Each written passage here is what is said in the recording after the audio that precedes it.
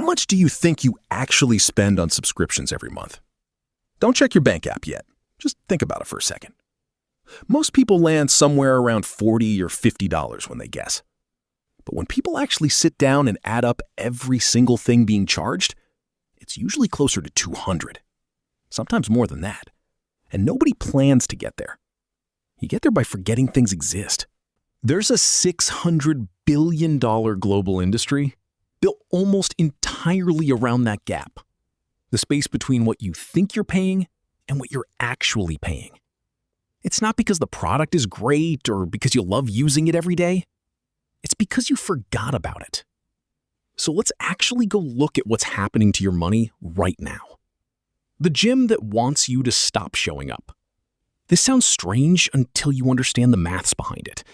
But a lot of gyms make more money from people who never come in than from the people who show up every single day. A regular member actually costs the gym something.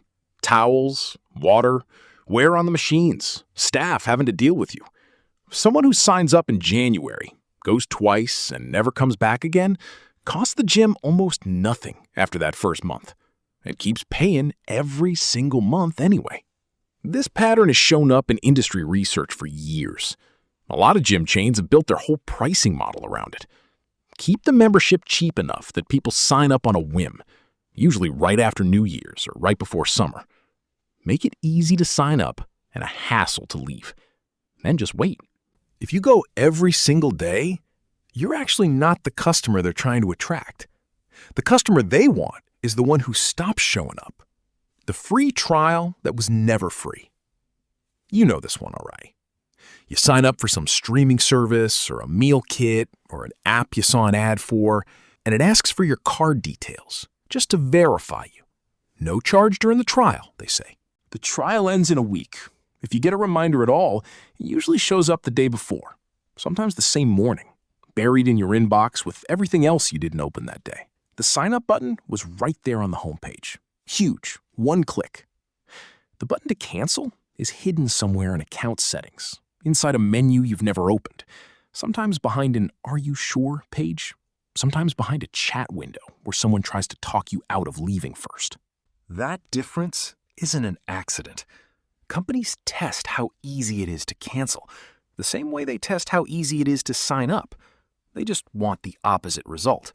Sign up, effortless. Cancel, just annoying enough that some people give up halfway through and end up staying. There's actually a name for this inside the industry: negative churn engineering. Basically designing the whole experience to create people who meant to leave and never actually did. The app you forgot was even connected to your card. Mobile games are some of the best at this. You download something for free. It offers you a trial of the paid version. You take it because it's free right now, and your card is already linked to your phone, so you don't even type anything in. You just tap yes. 3 months later, you're still being charged $9 a month for a game you haven't opened since the first week. This works because canceling is actually harder than just letting it keep going. You have to go dig through your phone's actual settings, not the app itself, your phone settings. Find the right list and cancel it manually from there. Most people don't even know that's where it lives, so it just keeps running quietly every single month. Why you keep paying even once you notice it?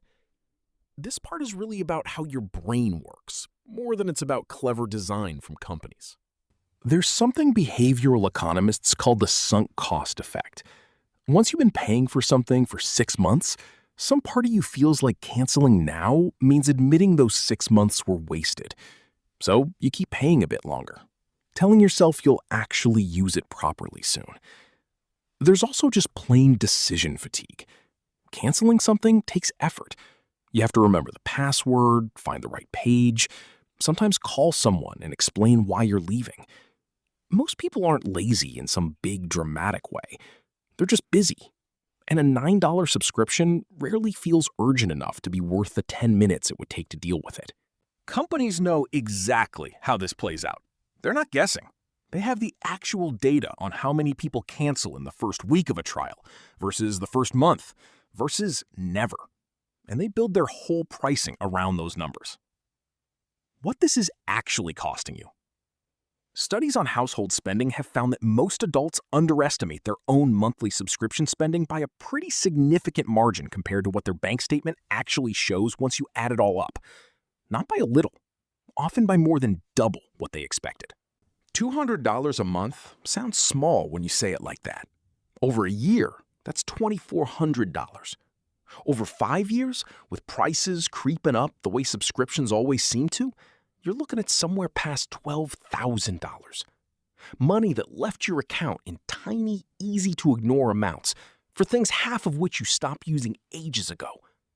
That's not a coffee you chose to buy because you wanted it.